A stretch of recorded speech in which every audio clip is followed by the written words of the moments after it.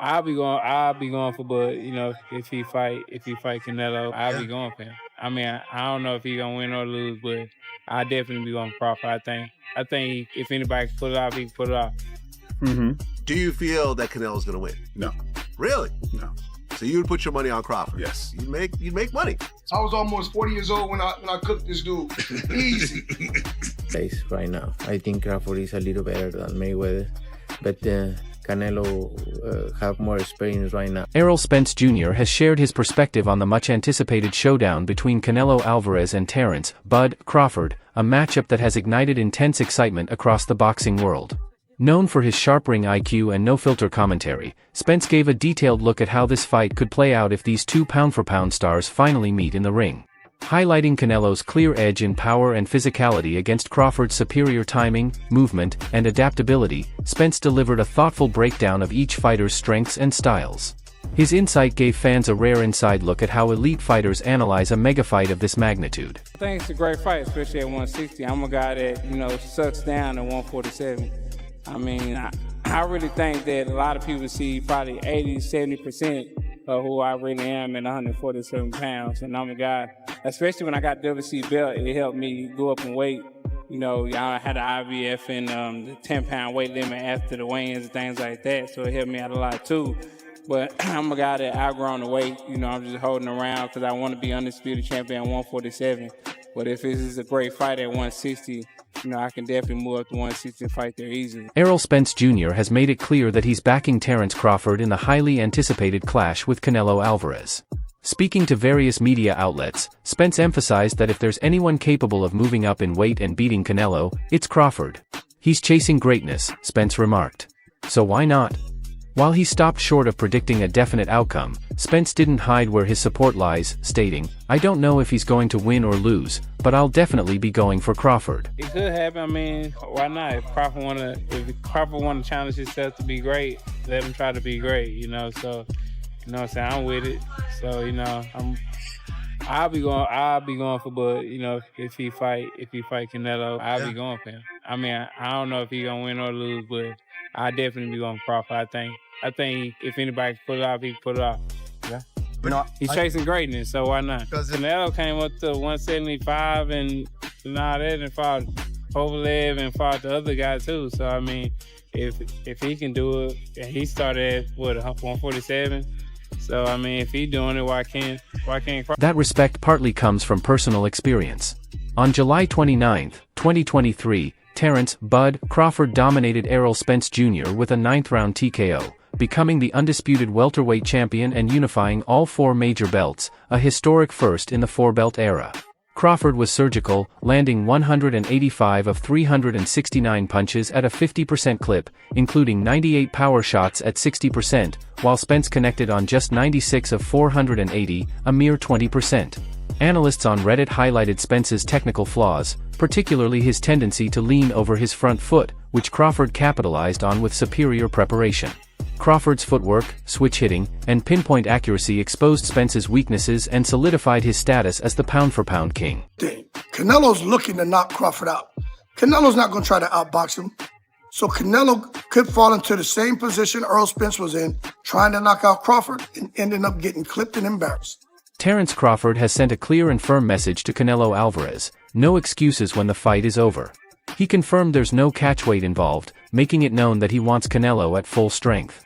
"I want him at his best, no excuses," Crawford stated, determined to ensure that any victory leaves no room for doubt.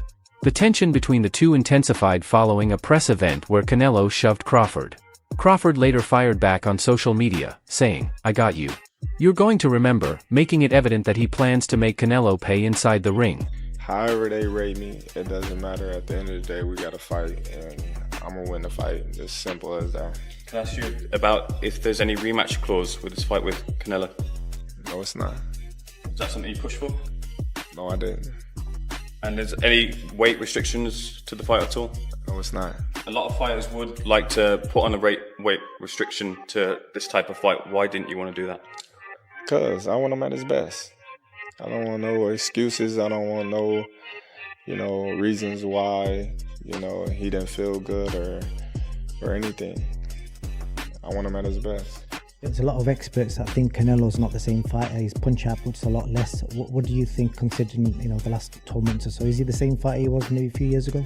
I think he is. I just think, he just wasn't up for the Skull fight. I think, different fighters bring different, energies out of other fighters. A lot of people are judging you on the Madrimov fight, saying you struggled moving up in weight. You're going further up in weight, and they're saying that's going to go against you based on the Madrimov fight. How do you kind of reply to that? Oscar de la Hoya remains conflicted about the potential clash between Canelo Alvarez and Terence Crawford. He acknowledges Canelo's durability and natural strength at 168 pounds, calling him a formidable opponent. Yet he equally admires Crawford's boxing IQ, footwork, and adaptability, going as far as comparing his style to Bruce Lee's and calling him a true master. De La Hoya believes Crawford's intelligence and heart give him a real shot, but he still leans on the classic boxing truth: a good little man rarely beats a good big man. Canelo's toughness is unquestionable. He's absorbed power shots from Sergey Kovalev at light heavyweight, gone toe-to-toe with Gennady Golovkin across 3 brutal battles, and withstood Dmitry Bivol's punches without backing down. That kind of experience builds a level of resilience few fighters possess. Crawford, meanwhile, is jumping up 2 divisions to super middleweight with no proven history of enduring the kind of power he'll face at 168. Analysts point out that his speed and power dipped at 154, and critics argue he's never been truly tested by the kind of punchers that define the super middleweight class. Kind of made a great point when talking about sizes, because he said if you look at them two together now, they look the same size. He said people have got the idea of the size thing wrong. It's not looking at them as a physical package, it's who has absorbed the bigger shots in the weight division. And it was good. It was a very good point. It was like Canelo has been hit by light heavyweights and super middleweights for the best part of a decade. Basically, he's so used to taking those shots, whereas Crawford hasn't. Crawford's been hit by 140 guys and 147 guys for the best part of a decade. Yeah. What's Crawford going to be like? So basically, he's trying to say Canelo could easily absorb Crawford shots. Can Crawford easily absorb Canelo's punches? If you're taking shots from Triple G, Sergey Kovalev, Dmitry Bivol, and you're staying on your feet, not getting hurt, not even getting wobbled, just literally shaking it off, you can take Terence Crawford shots. Hall of Fame icon Sugar Ray Leonard recognizes just how massive a challenge Terence Crawford is taking on. In a recent media appearance, Leonard reflected on his own experience moving up in weight, offering both encouragement and warning. "It's a big difference," he said, recalling the harsh reality of facing naturally bigger opponents. "Every time he hits me, he hurts me. But you can do it." Leonard urged Crawford to lean on his advantages, stick to the outside, dictate the pace, and use movement and ring intelligence to offset Canelo's pressure. Despite the support, the voices of caution remain strong, underscoring the risk Crawford faces in stepping into unfamiliar territory. What Crawford do you think can bridge the weight gap, or like with you, what did bridge the weight gap? Because a lot of people are just saying, hey, Canelo's just too big for someone like Terence. That's true, but you know what? There's always a way. Put it that there's always a way. There's always a way to win. Rising welterweight sensation Jaron "Boots" Ennis issued a clear warning to Terence Crawford, cautioning against jumping 2 weight classes without first testing himself at 160 pounds. Ennis pointed to Canelo Alvarez's devastating power, highlighting his ability to drop opponents weighing over 200 pounds, as a major threat. While Ennis respects Crawford's elite skill set, he stressed that the size gap is significant and could prove decisive.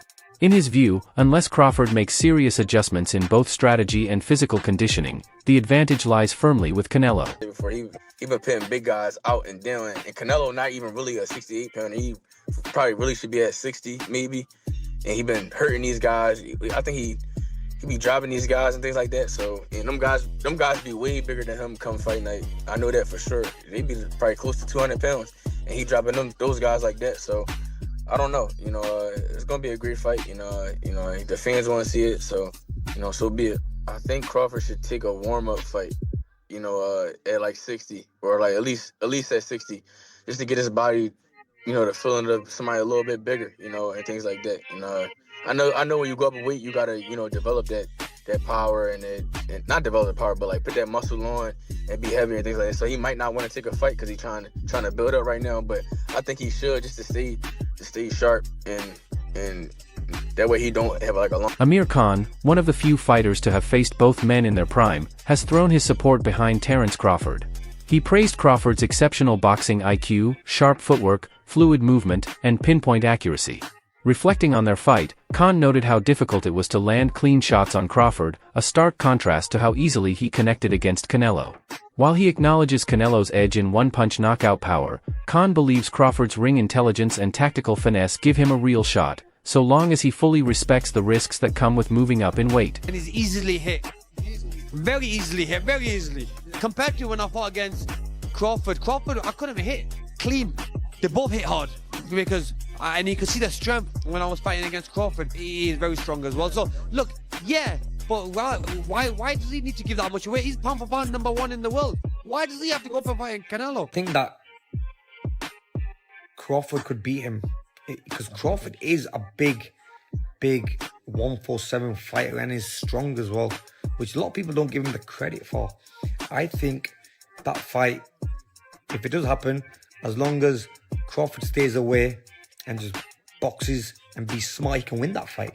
I think Crawford's a better fighter than Charlo, and he's a smart fighter as well. He switches and everything, so that would be a very good fight. Legendary commentator Jim Lampley recognizes the Canelo vs. Crawford showdown as one of boxing's biggest events. He considers Crawford the most complete fighter in the sport today, comparing his adaptability and counterpunching ability to the great Sugar Ray Robinson, traits that could potentially frustrate Canelo across 12 rounds. However, despite his admiration for Crawford's skill set, Lampley leans slightly in favor of Canelo. He points to Canelo's proven durability and devastating bodywork at super middleweight as key advantages. In Lampley's view, Crawford would need to deliver a flawless performance to outbox the champion, because even a single mistake could open the door for Canelo's power to completely shift the fight. Fight Canelo, because even if I have some doubts and misgivings about the size matchup, it is two action fighters who like to fight aggressively at times, not all the times, going against each other, and we'll see who can open the other person's tuna can, so to speak. Teddy Atlas, the legendary trainer and analyst, stands firmly in Terence Crawford's corner. "I ain't going against Crawford. He's special," Atlas stated, praising Crawford's elite ring IQ, timing, and fight awareness as the defining X-factor that could offset Canelo's power and experience. While he respects Canelo's accomplishments and punching ability, Atlas pointed out signs of decline in the Mexican star's speed and movement. He believes Crawford's adaptability, already proven at 154 pounds, equips him with the confidence and tools needed to handle the jump to 168. Still, not every trainer is convinced of Crawford's dominance at super middleweight. Terence Crawford versus Canelo Alvarez at 168 pounds. Canelo's really good. But I think Crawford is special. I know he hasn't fought the resume everyone wants, but you have that or you don't have that ingredient. I think he has it. Canelo's really good. He's tremendous. But could he be a tiny bit overrated? The greatness is within Crawford. It's in his desire. It's in his mind. It's in his makeup, where he came from. I know he's moving up in weight class. Can he carry it? But those intangibles, I believe that he has. Joel Diaz, who recently trained Israel Madrimov, didn't mince words when assessing Terence Crawford's chances against Canelo Alvarez. He believes Bud has no realistic shot. Diaz explained that the blueprint to beat Crawford lies in consistent and ruthless bodywork, a tactic few have executed well. While Crawford's ability to switch stances makes landing clean headshots difficult, Diaz pointed out that his midsection is a different story. In sparring, Madrimov targeted Crawford's ribs and liver early, resulting in visible swelling and reduced effectiveness. With Canelo's renowned body punching and natural strength at super middleweight, Diaz argues that Crawford lacks the size, strength, and durability to withstand such a relentless attack. No problem. I mean, I respect that. I just think they're stupid. I mean, excuse my language. The size difference of a bigger man changes everything with one punch. And I can see the same thing. I mean, you saw Canelo Alvarez fighting Amir Khan. Now, look at this. Terence Crawford moved from 47 to 54 to fight Madrimov. What did he do to Madrimov? Nothing.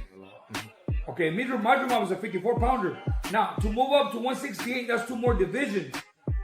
Canelo Alvarez will take any punch from Crawford, but I don't think Crawford will take any punches from Canelo. Remember, Canelo got hit by Triple G, the heaviest hitter in that division. and Canelo took those shots like a champ. I don't think Crawford has anything. With the undisputed super middleweight crown at stake, the Canelo vs. Crawford clash has sharply divided the boxing world. Many analysts side with Canelo, citing his proven power, durability, and championship experience at 168 pounds. Others argue that Crawford's extraordinary ring IQ, timing, and adaptability could allow him to defy the odds and make history. Still, concerns linger. Critics highlight Crawford's age, approaching 38, his recent inactivity, and the significant leap in weight. Even among his supporters, there's acknowledgement that this is one of the boldest and riskiest challenges of his career. I think Crawford hurt his feelings, but he didn't hurt those guys. And how many times did he rock him? None. And so you're gonna tell me that he's gonna go up to the light, by the light heavyweight? Ask them, don't ask me. He don't like Crawford. So I think I like Crawford in a lot of fights. I like Crawford, but on this one, it's just a bigger version of him.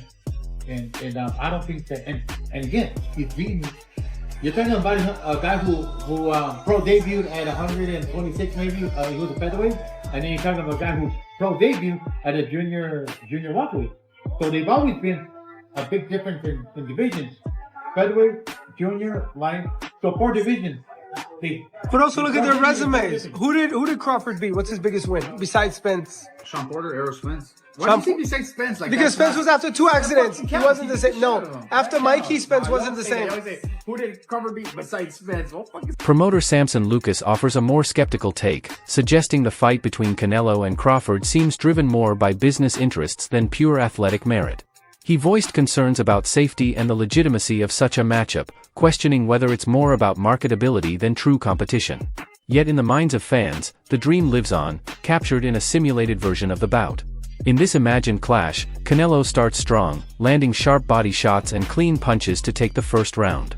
But in round 2, Crawford responds with a fierce combination, opening a cut and scoring a knockdown, shifting the momentum instantly. Crawford can possibly win if he capitalizes on what he's good at, being aggressive, being just going for it, going with the flow and just feeling it. If he doesn't feel himself, it's not gonna happen. But if he feels himself, and if Canelo maybe doesn't, who knows? That's the reason why I think probably Canelo is gonna win, because it's a factor. It really depends on these little things, but it doesn't matter because they're called excuses. Those things which are mentioned after a certain fight are just excuses. So whatever happens, happens. If Canelo loses... The mega fight between Canelo Alvarez and Terence Crawford has ignited intense anticipation across the boxing world. Supporters of Crawford point to his superior timing and ring generalship as tools that could disrupt Canelo's rhythm, while critics argue that the sheer size and power of the super middleweight champion may be too much for Bud to overcome. Whether it marks a legacy-defining moment for Crawford or adds another chapter to Canelo's already storied Hall of Fame career, one thing is certain: this showdown promises to be a showcase of elite skill, relentless will, and high-level strategy. That much. Do you think she need a year? No, she needs till January, February. That's the timeline. She needs 6 to 8 months. She said out of her own mouth that she's in shape. She can come back. She told me that I'm too small for her. I'm not skilled enough for her. She punched too hard. And if she comes to get me, I won't be able to keep her off me. So stand on that.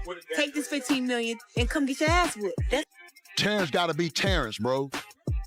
He's a real deep thinker. He processed fights like nobody else. And he's processed this Canelo fight. He's seen it. He went through it 2 or 3 times already. He knows how this ends. You can tell the way he shadow boxes. He visualizing Canelo being right there in front of him. You understand? Look at the movement. That's all you got to do. Look at the movement. And that's the type of master boxer that Canelo is going to be facing. And the only thing I say is Canelo hasn't faced an opponent like this in a long time. You know what I mean? I think Canelo's going to have to go back to the Caleb Plant fight and look that good, that active, that, you feel me, moving with that type of grace to beat Terence Crawford. Because weight ain't gonna make... Does Terence Crawford have what it takes to dethrone Canelo at super middleweight, or will Canelo's power and size prove too much for Bud? Share your predictions in the comments below.